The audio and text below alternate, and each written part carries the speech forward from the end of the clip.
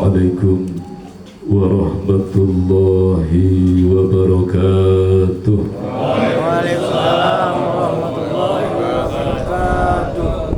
A'udzu billahi minasy syaithanir rajim. Bismillahirrahmanirrahim. Bismillahi tawakkalna billah. Bismillahi tawakkalna fillah. Bismillahi tawakkalna lillah. Alhamdulillahi binurika syafi'il hikmah. Asyhadu an la ilaha illallah wahdahu la syarika lah. Al-malikul haqqul mubin. Wa asyhadu anna Muhammadan abduhu wa rasuluhu la nabiyya ba'dah. Shadiqul wa'dil amin. Allahumma salli wa sallim ala rasulil hikmah wa ala rasulil anbiya'i wa nurika salam. Taha sallallahu ala Muhammad ya alimul hakimul khabirul mubinul hadi alimul ghuyub. Rabbana ya ilahana wal tufbina ya asfiya'il ya nurul ya'il ya amto ya'il kafha ya ain sod birahmatika ya arhamar rahim. Faqala Allah ta'ala fi kitabihil karim wa huwa asdaqul qailin bismillahirrahmanirrahim. Subhanalladzi asra bi'abdihi laylan minal masjidil harami ilal masjidil aqsa alladzi barakna hawlahu linuriyahu min ayatina innahu huwas samiul basir. Al-ayat. Yahdikumullah kalamullah la ilaha illallah Muhammad Rasulullah. Ya sayyidil barakah ya imamil karamah amma ba'du. Hadratul kiram, para alim, para ulama, para ustaz, para kiai, tokoh agama, tokoh masyarakat yang dimuliakan dan dirahmati Allah Subhanahu wa ta'ala. Khususnya kembali mari kita awali dengan mendoakan beliau orang tua kita, guru kita, pembimbing dan pengasuh kita. Beliau Al-Mukarram Bapak Kiai Joko Nur Ihsan beserta ibu, dan juga yang guru kita Syekh Maulana Kakang Gusti Yang Ki Haji Muhammad Nur Ghazali Saiful Islam. Semoga senantiasa dimakamkan di bangkuan sucinya Allah Subhanahu wa ta'ala, dimuliakan dan dibahagiakan selalu beserta keluarga beliau, dimuliakan dan dibahagiakan putra putri beliau, keturunan beliau, dan semoga disatukan seluruh murid dan jamaah beliau agar tetap menyatu di alam perjuangan baginda Rasul Muhammad sallallahu alaihi wasallam. Khususnya semoga digabungkan ruh rasa kita dengan biruhul kudus beliau di alam perjuangannya. Amin Allahumma amin.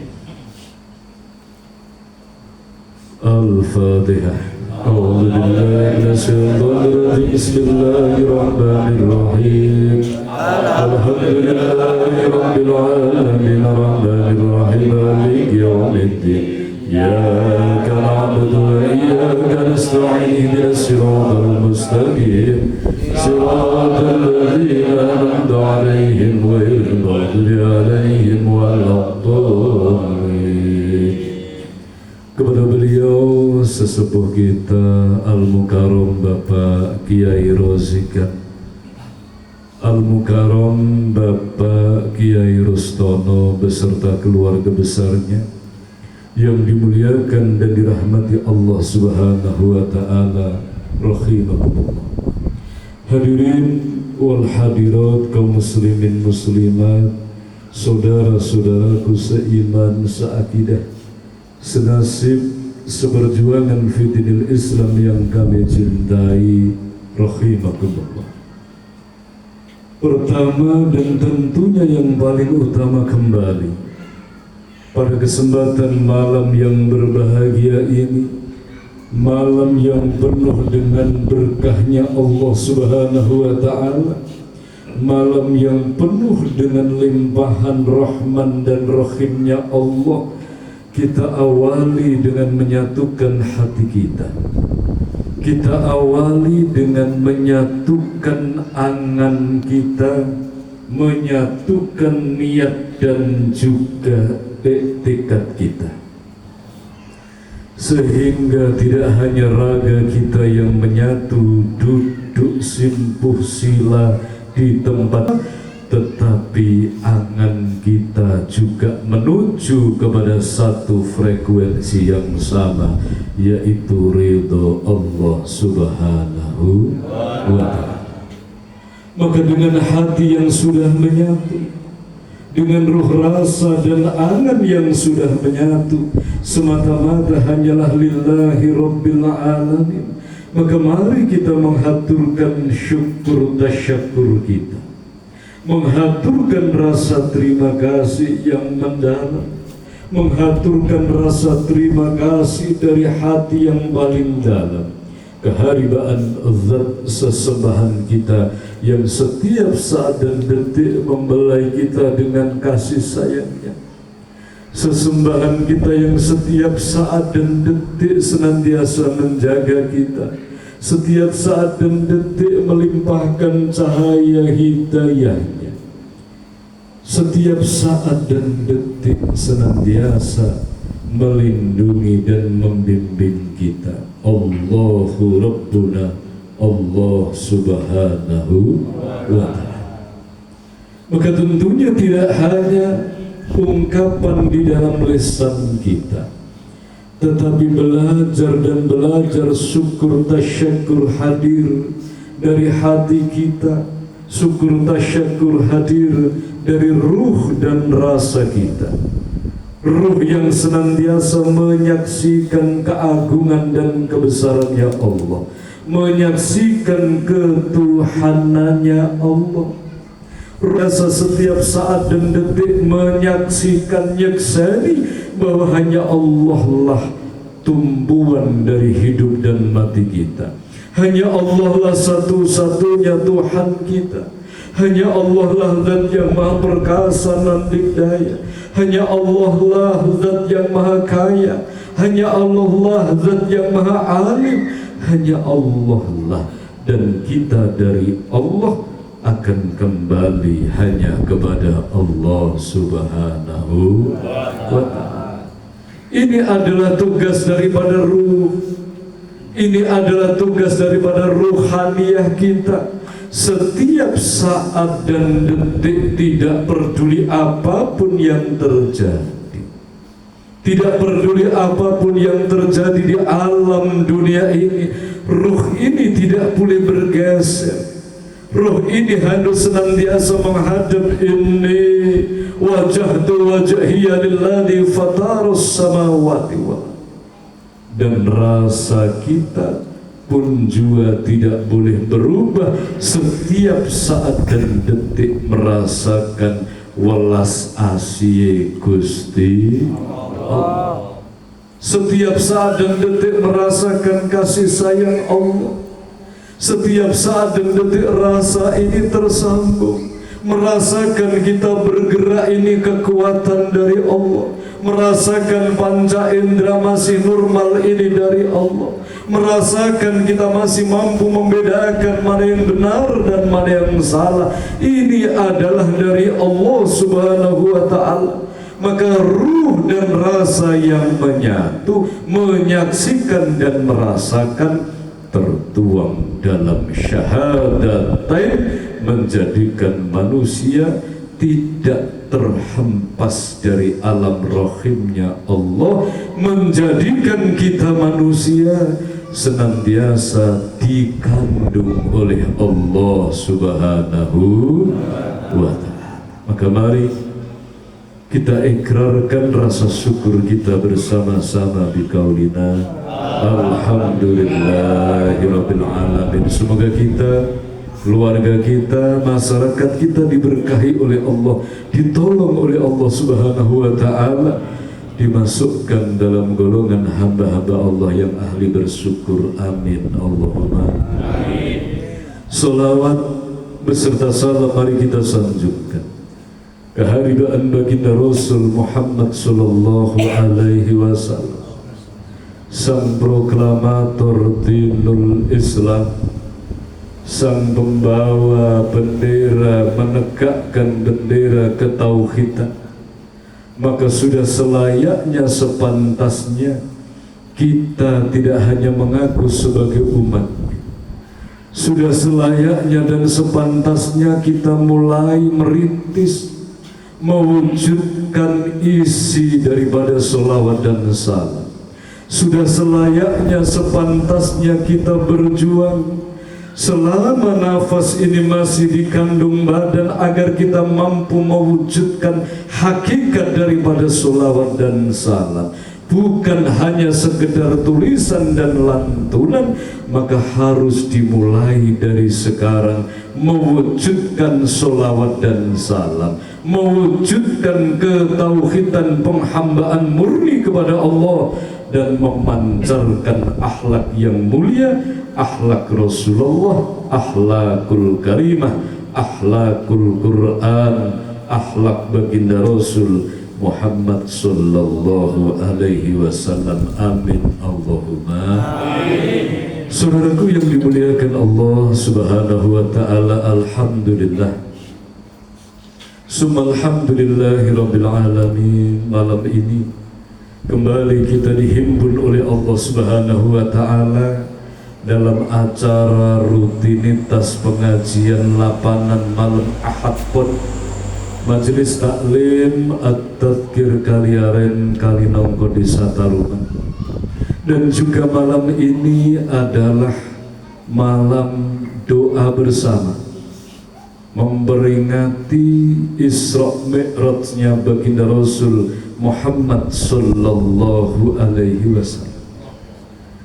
Maka tatkala kita mendengarkan kalimah memperingati, maka harus hadir di dalam batin kita sebuah pertanyaan untuk diri kita sendiri.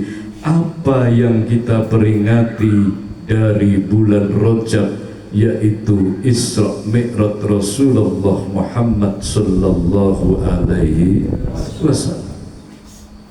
Di mana-mana tempat, di setiap Isra dan Mi'raj, di setiap bulan Rajab ada peringatan Isra dan Mi'raj baginda Rasul Muhammad sallallahu alaihi wasallam. Selalu diceritakan proses baginda Rasulullah diisrakan dan dimi'rajkan oleh Allah Subhanahu wa taala, yang intinya adalah mendapatkan wahyu untuk mendirikan sholat sehari semalam 5 waktu. Maka sesungguhnya itu diperingati tiap tahun, sehingga saking seringnya setiap tahun diperingati, diceritakan dan diceritakan, menjadikan alhamdulillah kita sebagai muslim hafal tentang sejarah Isra Mi'raj Kanjeng Rasul Muhammad sallallahu alaihi wasallam. Kalau kemarin kita sudah hafal, hari ini kita pun memperingati dengan melantunkan, digambarkan sejarah, menjadi tambah hafal. Tahun depan pun demikian terus setiap tahun. Maka kalau yang namanya peringatan adalah agar kita tidak lupa. Peringatan itu fungsinya agar kita tidak lupa. Peringatan ini fungsinya agar kita tidak lalai. Peringatan ini fungsinya agar kita tetap ingat apa yang kita peringati. Dengan Isra Mi'raj memperingatkan, memperingati diri kita sendiri tentang apa hikmah yang terkandung dalam Isra dan Mi'raj. memperingati Isra dan Mi'raj kembali kepada diri kita. Peringatan bagi setiap muslim mukmin sejati, peringatan di setiap pribadi kita masing-masing. Sudah sampai di manakah perjuangan kita di dalam mewujudkan hasil daripada Isra Mi'raj, yaitu as-sholat, aqimus sholat lidzikri. Sudah sampai seberapa kesungguhan kita untuk memperjuangkan as-sholat, memperjuangkan sholat kita. Inilah hakikat daripada peringatan. Yang diperingati adalah diri kita sendiri. Kita peringati diri kita, kita peringatkan diri kita dengan tatkala kita mendengar Isra dan Mi'raj. Disitulah aqimus sholat, wahyu dari Allah agar kita mendirikan sholat. Saudaraku yang dimuliakan Allah Subhanahu wa ta'ala, yang kedua adalah apa itu sholat? Apakah sholat itu? Sholat ini adalah sarana manusia berhubungan dengan Allah. As-sholatu mi'rajul mu'min. Sholat ini adalah alat kendaraan mi'rajnya seorang mukmin.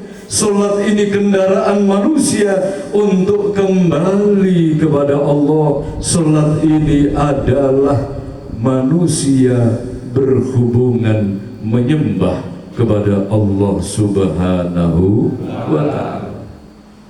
Saudaraku yang dimuliakan Allah, maka sholat ini adalah hubungan kita dengan Allah Subhanahu wa ta'ala. Hablum minallah. Sebelum manusia, sebelum kita ini mempunyai hubungan-hubungan yang lain, sebelum kita terhubung dengan saudara sekandung, sebelum kita terhubung menjadi anak kandung, sebelum kita terhubung dengan suami istri, sebelum kita terhubung dalam keluarga, dalam bersaudara dan bermasyarakat, dan banyak lagi hubungan-hubungan antara kita dengan kanan kiri depan belakang, antara kita dengan alam dunia ini. Maka hubungan satu-satunya yang ada adalah hablum minallah, hubungan kita dengan Gusti Allah. Maka kita terlahir di alam dunia ini sendiri, terlahir dengan tidak membawa apa-apa, hanyalah raga ini, jiwa raga yang diberikan oleh Allah Subhanahu wa ta'ala. Kita lahir tidak membawa harta benda, kita lahir tidak membawa baju, kita lahir tidak membawa apapun, hanyalah jiwa raga ini yang diberikan oleh Allah. Maka tatkala qudratullah sudah hadir, kita pun akan kembali kepada Allah Subhanahu wa ta'ala. Raga ini akan dikembalikan ke bumi dengan tidak membawa apa-apa kecuali kain kafan, kesempurnaan dalam penghambaan kepada Allah Subhanahu wa ta'ala. Ini yang perlu menjadikan peringatan bagi kita semua. Kita butuh memperingati diri kita sendiri, sebab al-insanu makhalul khata' wa nisyan. Manusia itu tempatnya salah dan lupa. Maka manusia membutuhkan peringatan, membutuhkan nasihat. Alhamdulillah. Sampun ngantuk dereng? Ibu-ibu pun ngantuk dereng? Alhamdulillah. Zikripun ya Allah Nurul Jalil, ya Allah Nurul Jalil. Saudaraku yang dimuliakan Allah Subhanahu wa ta'ala, maka inilah peringatan yang harus kita hadirkan setiap saat dan detik. Di setiap kita mendengarkan Isra Mi'raj, di setiap kita mendengarkan bulan Rajab, di setiap kita mendengar pembahasan tentang sholat, maka kembali kepada pribadi kita masing-masing. Seberapa besar kita menghargai nilai dari sebuah sholat, berapa kita beri nilai untuk sholat, maka kembali kepada muraqabahnya masing-masing, kepada mindsetnya masing-masing. Sholat iku opo? Kalau kita masih menyamakan sholat dengan hal-hal yang lain di muka bumi, menjadikan kita menganggap sholat itu sesuatu hal yang tidak penting. Sholat niku remeh-temeh, sehingga menjadikan kekuatan kita untuk menegakkan sholat pun menjadi lemah. Na'udzubillah min dzalik. Tetapi manakala kita menempatkan sholat ini pada tempatnya, bahwa sholat ini sangat luhur, sholat ini sangat istimewa, bagaimana Rasulullah menerima wahyu sholat ini di dalam Sidratul Muntaha, bertemu dengan Allah Subhanahu wa Ta'ala, maka sholat ini adalah sangat istimewa. Kalau mindset muraqabah kita sudah demikian, menempatkan sholat sesuai dengan tempatnya, yakin akan bangkit kekuatan yang dahsyat, kekuatan besar dalam jiwa raga kita untuk menjaga sholat. Akan bangkit kekuatan untuk merawat sholat, akan bangkit kekuatan untuk menata sholat kita.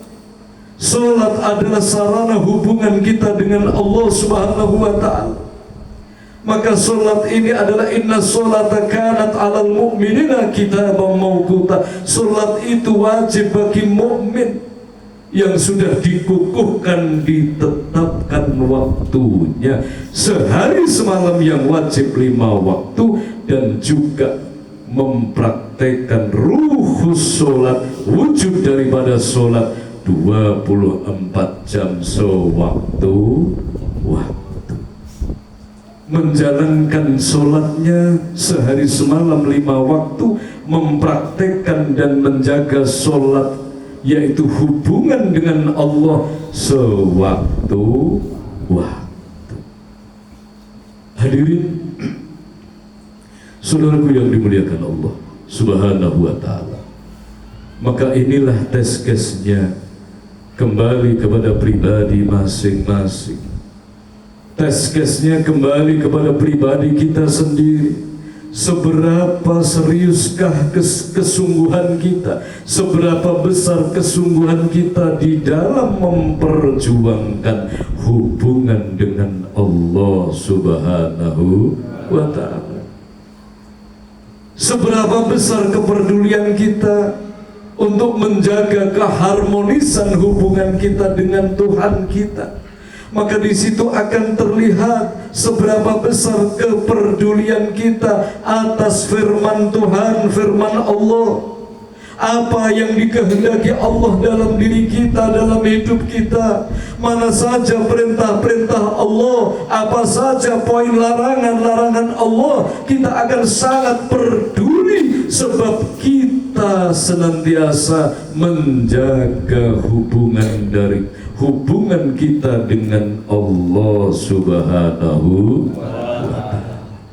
Ini kembali yang membedakan manusia satu dengan manusia yang lain. Saudaraku yang dimuliakan Allah, sudah banyak firman Allah, banyak hadisnya Rasulullah yang menerangkan dengan sangat jelas tentang sholat, sehingga betul-betul sholat ini sangat diperhitungkan oleh Allah. Amal ibadah pertama kali yang dinilai, yang dihisab adalah sholat. Dan juga jelas firman Allah dalam hadis qudsi, maka tatalah sholatmu, Allah Subhanahu wa Ta'ala akan menata kehidupanmu. Saudaraku yang dimuliakan Allah, maka kembali mari kita bercermin, mengkaji dalam diri kita. Kita ini termasuk golongan yang mana? Sudahkah kita sungguh-sungguh memperjuangkan hubungan kita dengan Allah? Sudahkah sungguh-sungguh kita menghargai hubungan ini? Sudahkah sungguh-sungguh kita bersyukur menjadi hamba Allah? Sudahkah sungguh-sungguh kita bersyukur dihidupkan Allah? Sudahkah sungguh-sungguh kita bersyukur menjadi seorang muslim muslimat, mukmin mukminat? Sudahkah kita berterima kasih dihadirkan sholat? Kalau ini semua belum hadir dalam diri kita, maka na'udzubillah min dalik, kita termasuk golongan orang yang rugi. Na'udzubillah min dalik. Tetapi tatkala ini sudah hadir dalam diri kita, maka bersyukurlah bahwa kita mendapatkan hidayah oleh Allah Subhanahu wa ta'ala. Kita mendapatkan petunjuk oleh Allah Subhanahu wa ta'ala bahwa kita ini di dunia hanyalah sebentar dan akan kembali kepada Allah. Kendaraan kembali kepada Allah tiada lain adalah as-salat. Bagaimana manusia ingin kembali kepada Allah tetapi kendaraannya tidak dijaga? Bagaimana manusia itu mendambakan kembali kepada Allah sedangkan hubungan dengan Allah dicampakkan? Na'udzubillah min dzalik. Saudaraku yang dimuliakan Allah Subhanahu wa ta'ala, sebagaimana kita menghargai sebuah hubungan, satu contoh hubungan suami dan istri, bagaimana agar tetap terjalin hubungan yang kondusif, hubungan yang harmonis, maka kita sebagai suami harus peduli kepada istri kita. Apa saja yang bisa menjadikan istri kecewa harus kita hilangkan, dan apa saja yang menjadikan istri bahagia harus kita wujudkan. Ada hak dan kewajiban agar hubungan tetap harmonis terjaga, dibutuhkan pengorbanan. Sungguh-sungguh kita jaga hubungan dengan saudara, hubungan dengan sahabat, hubungan dengan teman. Bagaimana kita menjaga agar tetap baik hubungan kita dengan tetangga kita? Maka di sini adalah hakullah, hakul mubin, hubungan yang awal bibit kawin, hubungan dengan Allah Subhanahu wa ta'ala. Maka mari kita tanya dalam diri kita, sudahkah kita berkorban untuk menjaga hubungan kita dengan Tuhan kita? Sudahkah kita berkorban menjaga hubungan kita dengan Allah Subhanahu wa ta'ala? Seberapa besar rasa peduli kita kepada Allah Subhanahu wa ta'ala? Seberapa besar rasa tunduk merunduk kita kepada Allah Subhanahu wa ta'ala?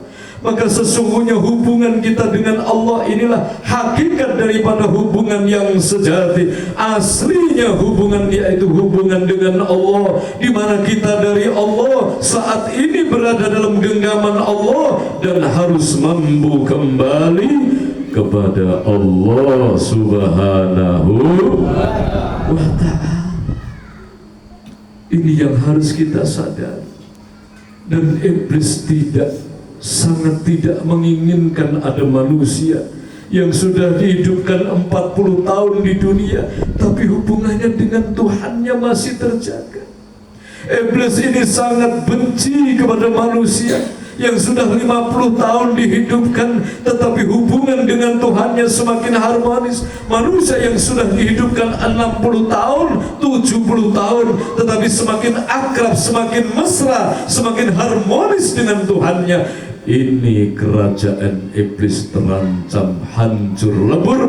Maka iblis dan kekuatan ante-antenya senantiasa bagaimana manusia ini gagal menjaga hubungan dengan Tuhannya.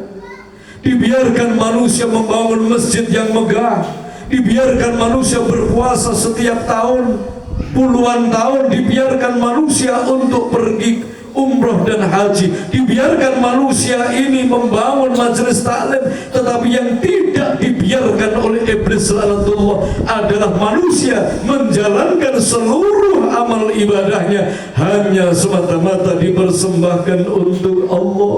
Ini yang menggetarkan kerajaan iblis laknatullah. Ini yang bisa menghancur luluhkan kerajaan iblis laknatullah, menghancur luluh lantakkan kerajaan iblis.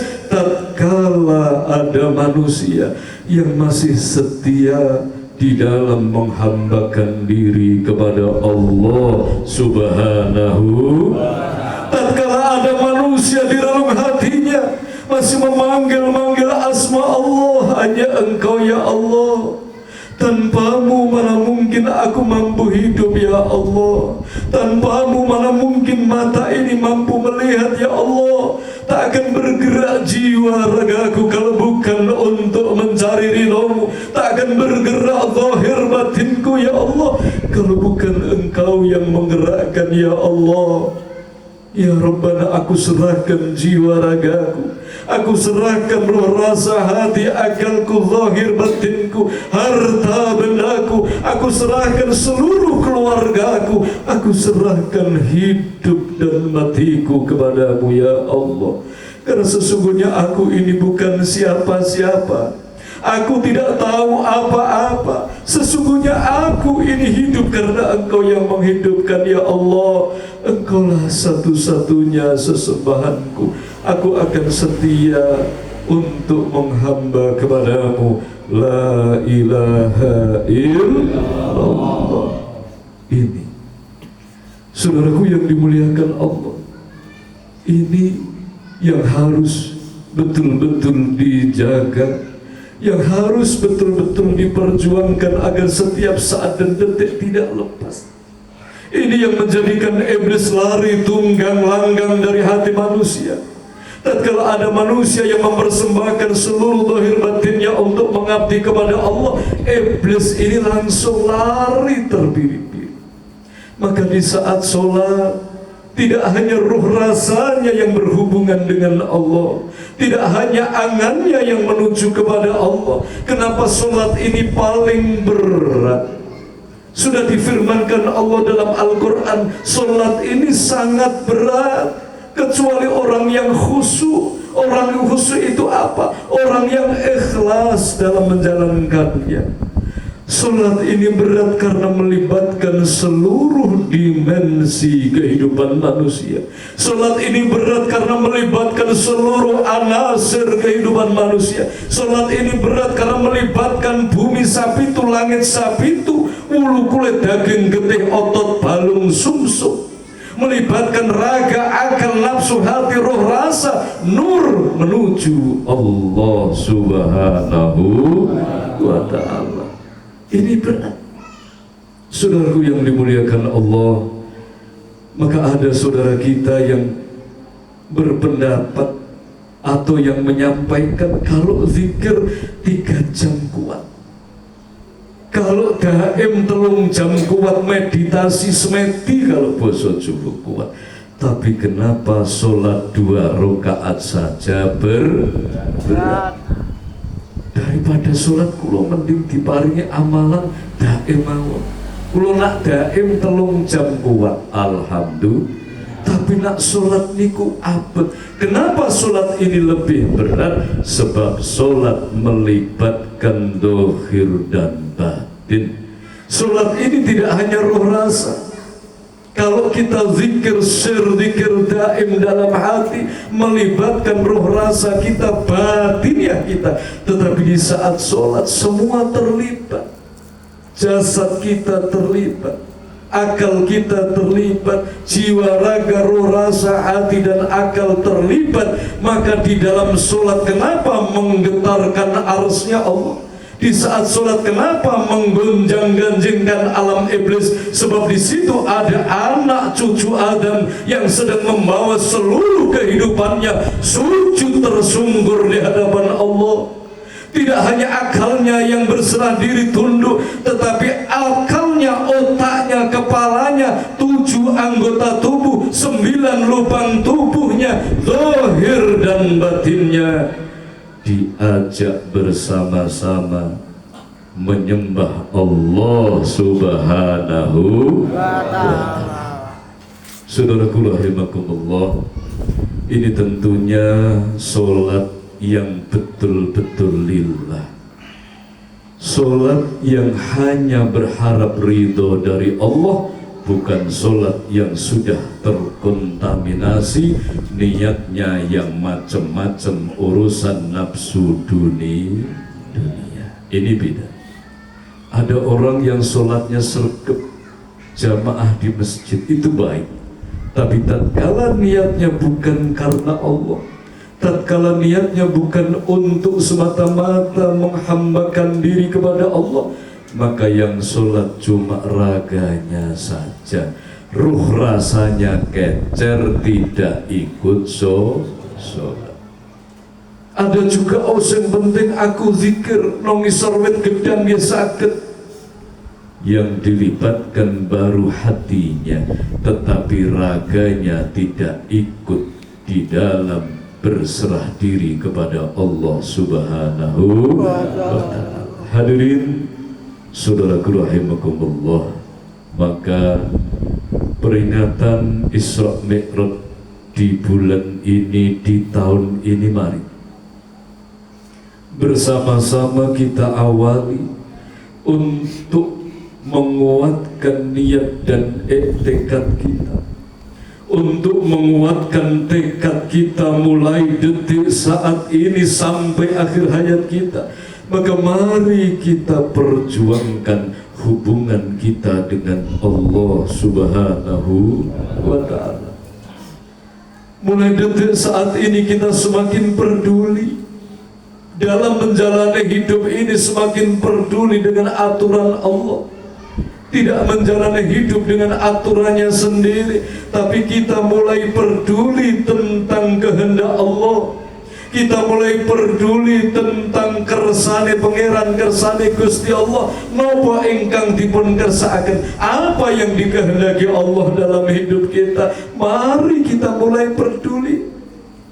Kalau kita peduli kepada orang lain, peduli kepada bos kita, peduli kepada juragan, peduli kepada istri dan anak, peduli kepada saudara tetangga kita, maka mari kita peduli kepada Allah Subhanahu wa ta'ala.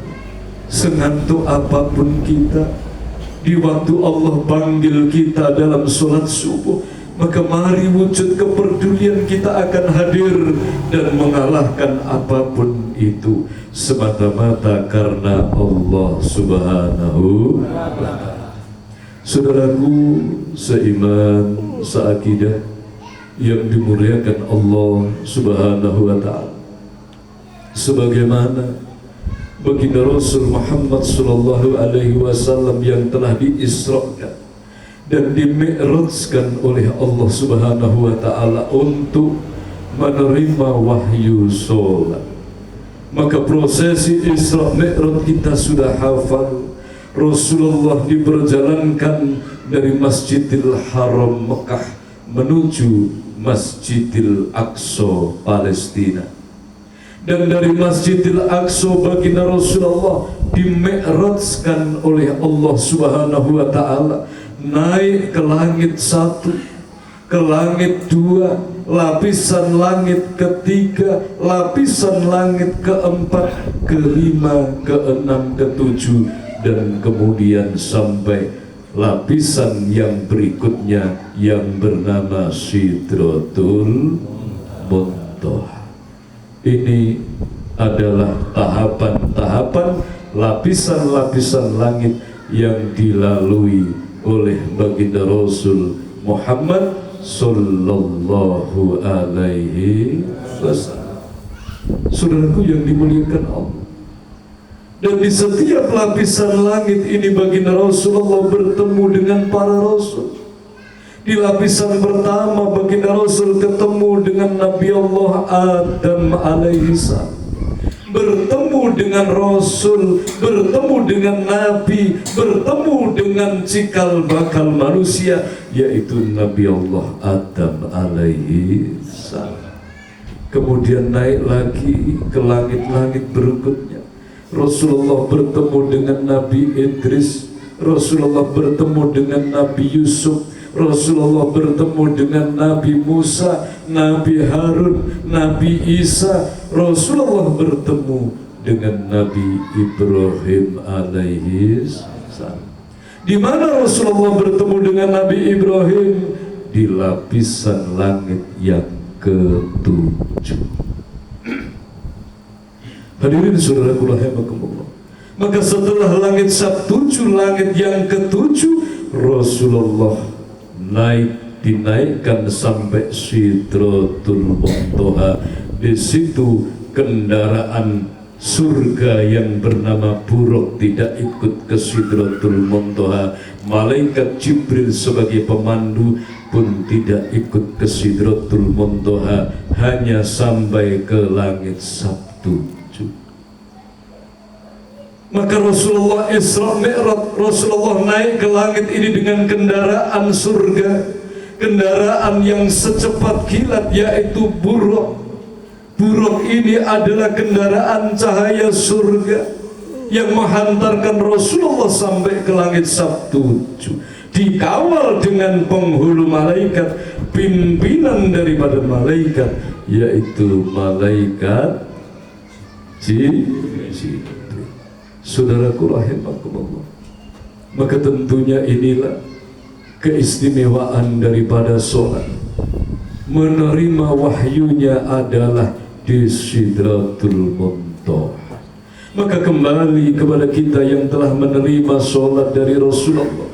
Allah hadirkan sholat lewat baginda Rasul, kita dididik oleh baginda Rasulullah, dan kita juga dididik oleh para guru kita, oleh eyang guru kita dan eyang guru kita. Tentunya itu pelajaran dari Rasulullah Muhammad SAW. Maka bagaimana kita bisa kembali kepada Allah? Bagaimana kita betul-betul mampu menyambung hubungan yang harmonis dengan Allah? Adalah dengan as-sholat.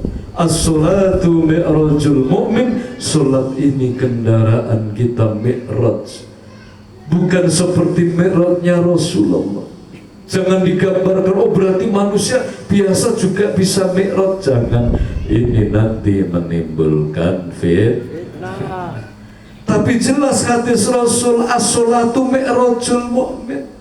Sholat itu kendaraan mi'rajnya seorang mukmin, bukan mi'raj Isra mi'rajnya Rasul. Oh iso niru kaya Rasul Isra mi'raj, mboten. Mi'raj ini adalah menaikkan ruh kita, derajat ruhaniyah kita untuk menuju ridho Allah. Kendaraan ini apa? Untuk mi'raj seorang mukmin, kendaraannya adalah sholat. Napa sholat? Hubungan kalih Gusti. Sholat ingkang 5 waktu nggih diperjuangke, terus pancaran praktekipun menjaga hubungan kita dengan Allah Subhanahu, untuk bisa kembali kepada Allah. Kita semua ini dari Allah, diciptakan oleh Allah, dihadirkan di buminya Allah sebagai wujud ujian dari Allah, liya'budun, menghamba, dan nantinya kita harus mampu kembali kepada Allah. Apa jalan kembali kepada Allah? Adalah as-sholat, menjaga sholat kita. Dan manusia tidak akan merasakan nikmatnya sholat kalau dia belum berkorban untuk sholatnya.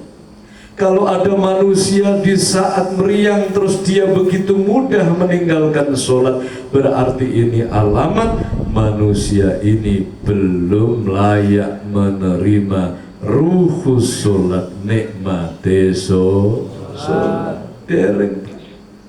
Harus ada mahar yang kita bayar, harus ada kesanggupan janji yang harus kita tunaikan. Sebagaimana ijab qabul di saat menikah, ada ijab, ada qabul, ada saksi, dan ada mahar yang harus dibayarkan, baru dia akan merasakan nikmatnya berumah tangga. Harus ada mahar. Demikian juga sholat. Apa mahar sholat? Ketekunan, kesungguhan. sempriang apapun waktu sholat tetap sholat, boten wani wudu. Nak wudu jingkat-jingkat panas dingin, maka Allah tidak memberatkan manusia, bertayamumlah. Ora wani nyandak banyu tayamum, padahal upama tetep nekat nyandak banyu nggih boten mati, paling jumbul upama kok mati husnul khotimah, paribasa. Tetapi di situ Allah berikan kemudahan dengan bertayamum. Oh, sedang dalam perjalanan nggak bisa sholat, Allah berikan keringanan. Bisa dijamak takzim, bisa dijamak takhir, kesusu bisa dengan diringkas.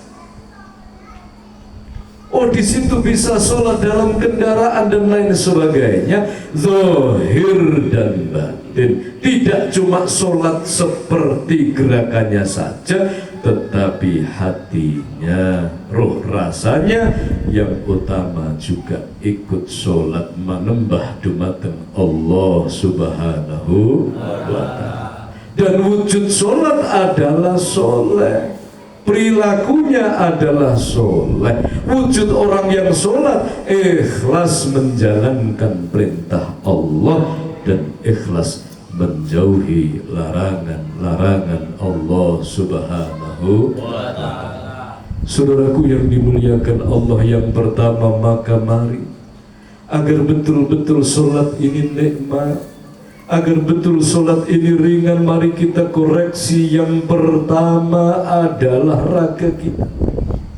Kita koreksi dalam raga jasad kita. Kita pastikan, kita perjuangkan bahwa yang masuk di dalam mulut kita, makanan, minuman yang kita masukkan ini adalah halal, baik halal jenisnya maupun halal dalam mendapatkannya.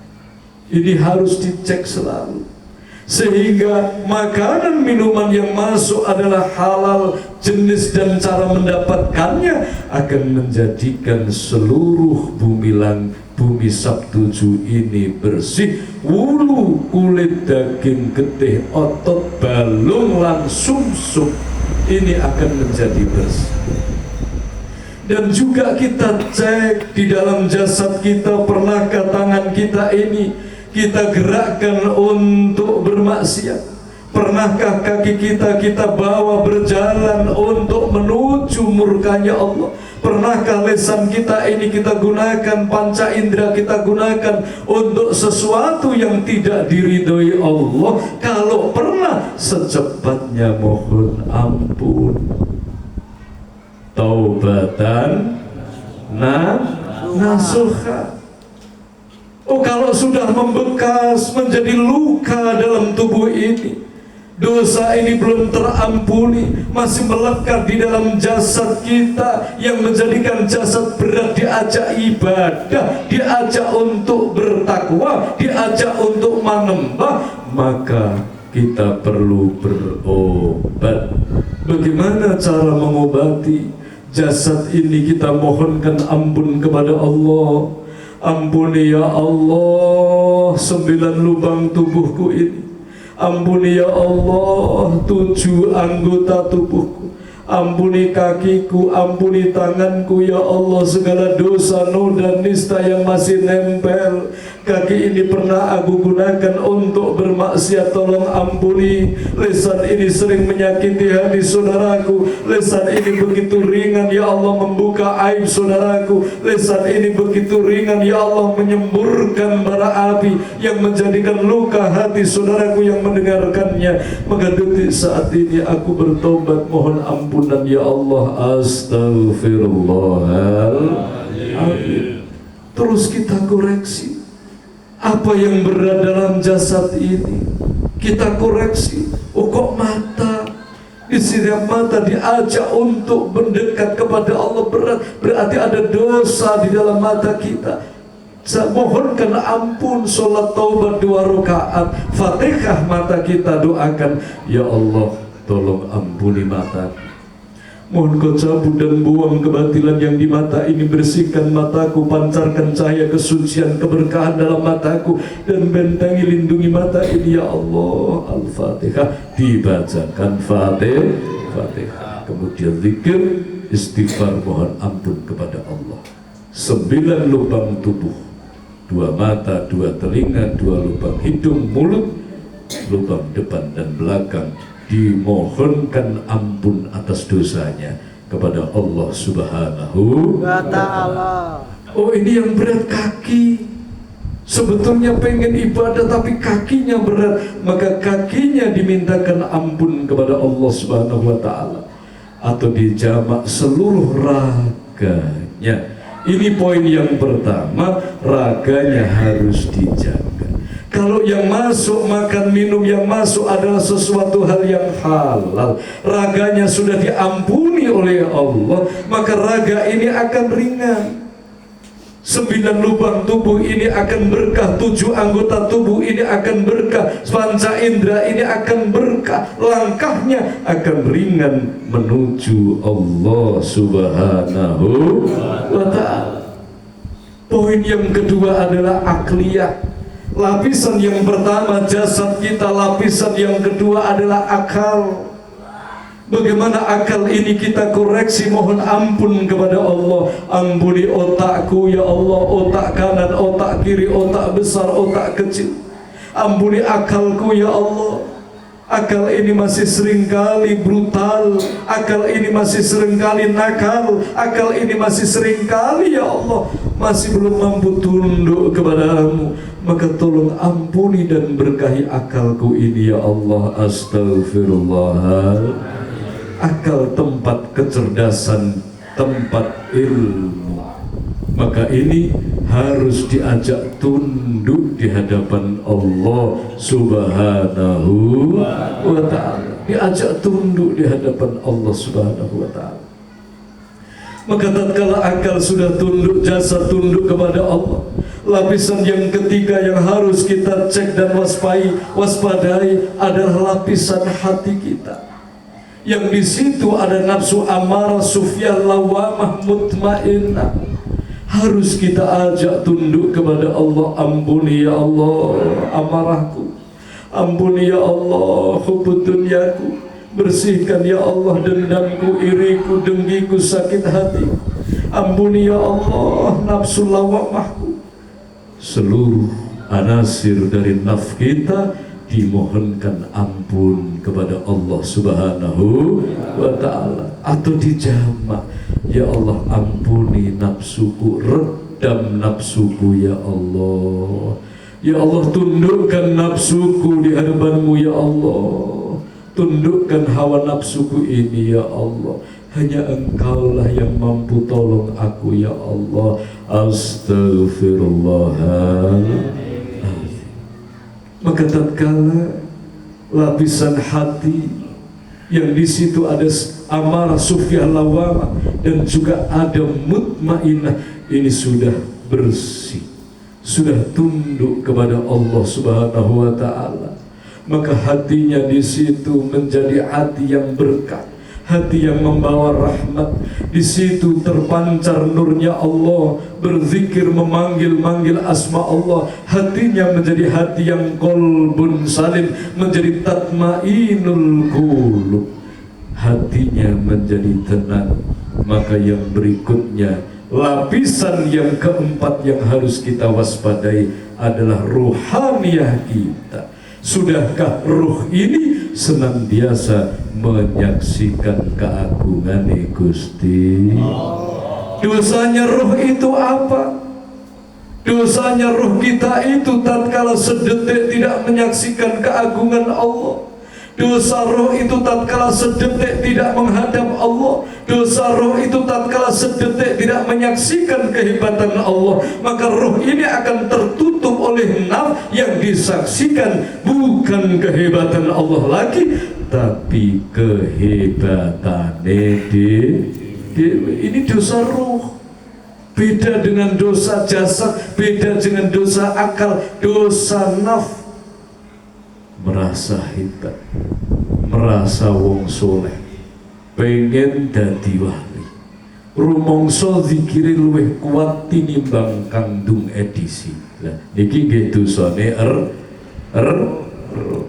rumangsa gak ngantuk terus ndelok wong sing ngantukan lah abot kowe abot. Nah iki roe terkotori, naudzubillah min, merasa hebat, merasa soleh, merasa. Kenapa merasa? Sebab ruhnya berdosa, ketutup, boten iso ngaweruhi sing hebat Allah, sing suci Allah, sing kuasa Gusti Allah. Maka ini harus disucikan, dibersihkan. Lapisan yang kelima yaitu ruhaniyah, dengan memohonkan ampun kepada Allah Subhanahu wa ta'ala. Maka tatkala ruhnya suci, maka dia akan mampu ngaweruhi keagungan dan kebesaran Allah Subhanahu wa ta'ala. Dia akan mampu ngaweruhi keagungan dan kesuciannya Allah. Dia akan mampu menyaksikan, oh Gusti Allah pangeranku, orang sing kuat mung Gusti Allah, orang sing iso nulungi mung Gusti Allah. Maka dia akan menjadi ruh yang ngaweruhi keagungan Allah, sebagaimana kesuksesan Rasulullah yang sangat luar biasa, yaitu Nabi Allah Isa alaihissalam mendapatkan gelar Ruhullah dan ditemui Rasulullah di langit yang kelima. Alhamdulillah. Saudaraku rahimakumullah, kalau ruhnya ini sudah betul-betul ruhullah, menyaksikan keagungan dan kebesaran Allah, maka lapisan yang keenam harus diwaspadai adalah lapisan rasa kita. Harus betul-betul merasakan belian kasih sayangi Gusti rasane urip, ngrasakno kasih sayangi Allah, ngrasakno setiap saat dan detik tidak bisa pisah kali Gusti Allah. Rasane senantiasa merasakan bahwa dia bisa berkalimat, berucap ini karena Allah, merasakan bahwa dia hidup bernafas ini kali Gusti Allah. Nak rasane wis ngrasakno nopo belian kasih sayangi Gusti Allah, ampun bisu. Kalau rasanya sudah menemukan, merasakan bahwa detak jantung ini dari Allah, jangan bisu. Maka secepatnya lah apa? Menyapa Allah dengan doa Alhamdulillah. Matur nuwun Gusti, Alhamdulillah. Terima kasih ya Allah, memberikan aku anak yang baik. Rasakan. Matur nuwun Gusti, kuping niki sih jelas saged mirengke. Matur nuwun ya Allah, niki enten rezeki awujud dedaharan ya Allah. Terima kasih ya Allah, Engkau masih menghimpun kami dengan saudara-saudara kami. Terima kasih ya Allah. Malam ini kami masih hadir di sini karena-Mu sedaya krana jenengan ya Allah. Maka rasa yang hidup, dia tidak akan diam, dia akan senantiasa berkomunikasi dengan Allah. Rasa ciri-ciri rasane urip saged ngrasakno belian kasih sayangi pangeran, wujude iso senantiasa menghubungkan, menyapa Allah Subhanahu boten bisu. Maka di langit yang keenam Rasulullah bertemu dengan Nabi Allah Musa alaihissalam yang mempunyai gelar Musa kalamullah, Musa yang senantiasa berkomunikasi, berkata-kata, matur kalih Gusti. Dan lapisan yang ketujuh adalah betul-betul harus kita cek angan kita setelah ruh dan rasa ini. Rasane senantiasa merasakan keagungan dan kebesaran Allah. Maka wujud ruh rasa, wujud ruh ingkang nyekseni keagungannya Allah, ngerasakno belian kasih sayang Allah, harus diwujudkan dalam perilaku. Harus diwujudkan. Wujudnya meripat niki nikmat Allah, gunakan mata, harus dipraktekkan aplikasinya, harus dipraktekkan dalam kehidupan. Mata kita jaga untuk hal yang baik, untuk la ilaha illallah. Kaki kita gunakan untuk la ilaha illallah. Istri dan anak kita ajak untuk la ilaha illallah. Harta benda kita ajak untuk la ilaha illallah. Tertuang dalam kalimat, tertuang dalam firman suci. Bismillahirrahmanirrahim. Inna sholati wa nusuki wa mahyaya wa mamati lillahi rabbil. Ini kendalinya di 7 lapisan kita. Bagaimana raga ini kita bawa untuk menghamba kepada Allah, bagaimana akal kita bawa untuk menghamba kepada Allah, bagaimana nafsu diajak tunduk manut datang aturan Allah, bagaimana roh rasa ini betul-betul senantiasa tunduk di hadapan Allah, maka akan terjadi pergerakan dari dalam menuju luar, kekuatan yang dahsyat. Apa kekuatan itu? Ilahi anta maksud. Apa kekuatan itu? Iyyaka na'budu wa iyyaka nasta'in. Dari bangun tidur sampai tidur lagi, dimanapun manusia ini berada, maka dia akan menghamba, membawa zahir dan batinnya menuju ridho Allah. Maka ini lapisan yang ketujuh. Rasulullah bertemu Nabi Allah Ibrahim. Nabi Ibrahim bergelar Abu Tauhid, la ilaha illallah. Saudaraku yang dimuliakan Allah, maka setelah Rasulullah sampai ke lapisan ketujuh, Rasulullah naik ke Sidratul Muntaha. Puncaknya liqa Rabbi Allah, menyatu atau bertemu dengan Gusti Allah. Apa puncaknya? Adalah Sidratul Muntaha. Sidrah adalah kesadaran, Muntaha adalah puncak kesucian, kemurnian. Maka kesadaran yang murni, kesadaran yang hakiki, sulung mlebu ngeni fana'an billah, sudah tidak merasa la ilaha illallah, sudah tidak merasa kita menjalankan patuh, tetapi menyatu dalam kepatuhan itu, menyatu di dalam lillahi rabbil alamin. Baru manusia akan mampu kembali kepada Allah subhanahu wa ta'ala. Saudaraku rahimakumullah, ini lapisan, sekali lagi, ini lapisan yang harus kita lalui.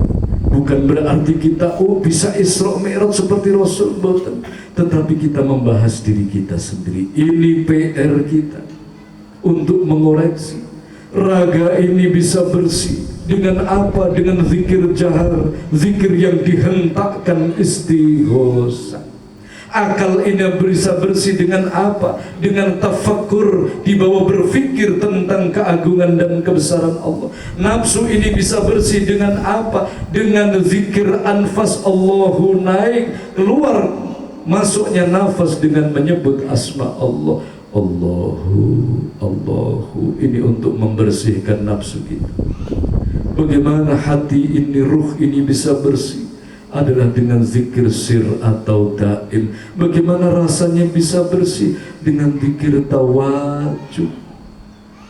Bagaimana betul-betul menyatu di dalam zikrullah?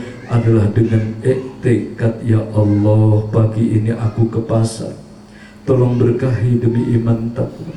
Ya Allah, malam ini aku hadir di pengajian Ahad, tolong berkahi demi iman takwa. Ya Allah, secara lahiriah aku akan hadir ke Taruman, majelis ta'lim at-tadkir kalian Taruman, tetapi secara hakiki, ya Allah, aku berniat menjalankan ruh rasaku untuk mendekat kepada-Mu. Aku berniat untuk kembali ke haribaanmu. Tolong berkahi dengan ilmu nafi, ya Allah.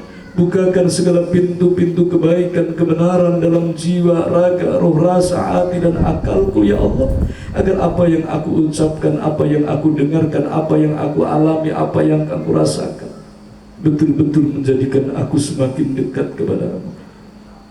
betul-betul menjadikan aku semakin takarub, mendekat kepadamu. Amin Allahumma amin. Saudaraku yang dimuliakan Allah Subhanahu wa ta'ala, ini PR kita bersama. Kita punya PR 7 lapis yang harus kita awasi, 7 lapis yang harus kita jaga agar tidak ada pemberontakan dalam 7 lapis itu.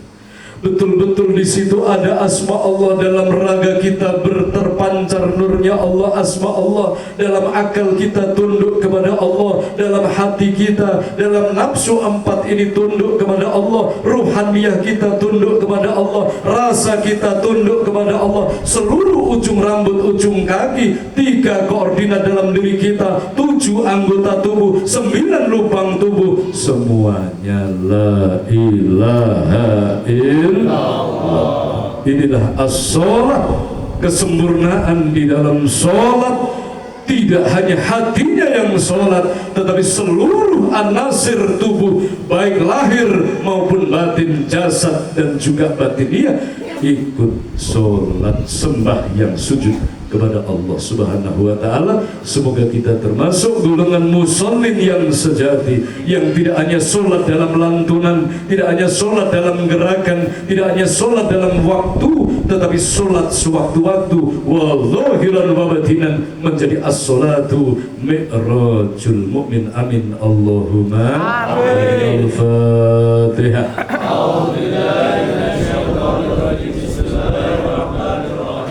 Alhamdulillahi Rabbil Alamin Ar-Rahmanir Rahim Maliki Yawmiddin Iyyaka na'budu wa iyyaka nasta'in Ihdinas siratal mustaqim siratal ladzina an'amta 'alaihim ghairil maghdubi 'alaihim waladdallin. Hadirin saudaraku rahimakumullah, mari kita lanjutkan dengan amaliyah, dengan amalan yang sudah batal. Dipersilahkan untuk wudhu. Sambil menunggu saudara kita wudhu, mari kita istighosah bersama-sama.